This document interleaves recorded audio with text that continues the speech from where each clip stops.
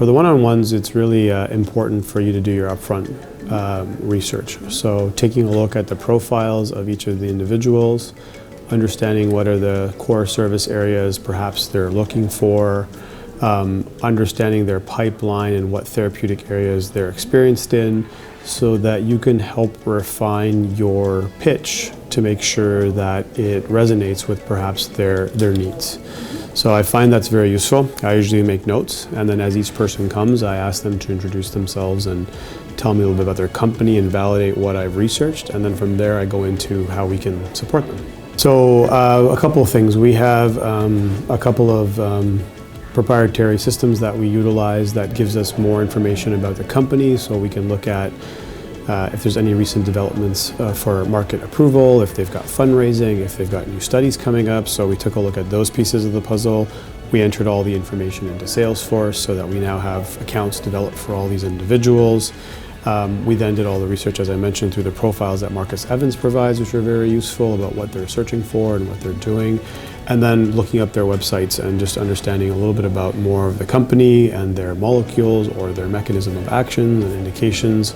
And then noting all those pieces in a puzzle so that when you get to the meeting, it's an informative meeting for them and they don't feel like you're out in left field versus where they're perhaps searching to go towards. If that makes sense. So when we start the one-to-one meetings, the success that we have found and have used for all the meetings we've used this particular time around is asking for them to introduce a little bit about themselves, their company, and some of the challenges that they're facing. We feel it helps to frame the conversation and get very specific into potential opportunities that we can support. So that's how we start, and then we follow up with an introduction of ourselves and then go a little bit more into who we are, but making it sure that we're addressing their upfront comments. It's difficult. As a CRO, every CRO says the same thing. We all offer the same type of service. So I give real proof points and case studies and examples that are personal, but showcase how we differentiate ourselves. And through those case studies and really bringing personal elements of stories to them, they can then understand that it's real and kind of get a picture around the words that we use. And I think that's really helpful in framing it and showing how you're differentiated. It starts at the beginning when you listen to and ask them the question of what their challenges are. So by focusing on those and what services that you can offer, it usually brings the conversation forward. And then I find they ask more questions. So they get, you kind of initially get them interested in whatever their current problem is.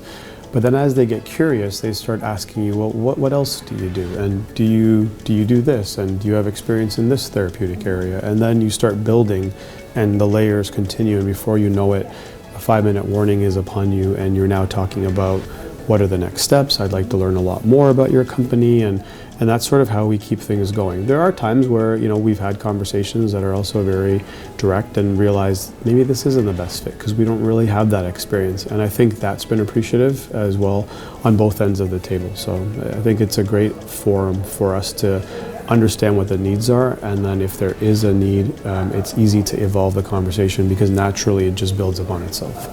So it's a good question. What I've been doing for this particular meeting, as Natasha had astutely reminded us, most of these individuals meet so many people that it's hard to remember. I usually find a personal connection, whether that's sports or family or location, something that resonates with them that's personal. And I think that helps. In the emails that we send, we also put Marcus Evans in brackets in the subject line so they know that it's from a Marcus Evans meeting and not just another vendor. And then I usually bring that personal element back to the table. So for example, one of the gentlemen I met happens to like the same football team that I like, which is Liverpool, so not soccer but football.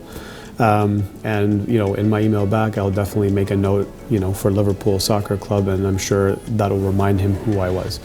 I also find ensuring that you spend the time networking afterwards during the lunches or the breaks, and you follow up on a conversation or ask a question about the family that they shared information with you, creates that personal relationship, and that helps with avoiding the email trap of it being lost in their emails. What we do typically is leveraging those opportunities to meet the folks that are not in our current meeting scheduler. And I think Marcus Evans does a really good job pairing service providers and sponsors together. So they do happen to make introductions either from our end or even sometimes from the sponsor's end. Like today, one of the companies represented by a sponsor company came to me and asked if they could meet with us. A wonderful opportunity. So we sat down and we had lunch and had a conversation about what their needs were, followed a similar kind of process, in terms of the one-on-one meeting, and as a result of that, we had a good conversation with a follow-up that's coming forward. So I think leveraging the networking opportunities definitely creates another opportunity for you to create a meaningful discussion that may lead to perhaps a sales opportunity down the road. I think it's important. It's something that they are probably a subject matter expert in, especially if it aligns with what your expertise may be as well.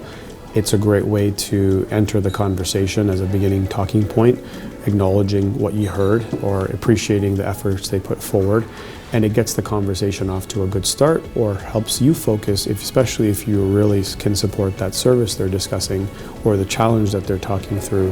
It helps you to really focus your conversation on how you can help them specifically or share your experience.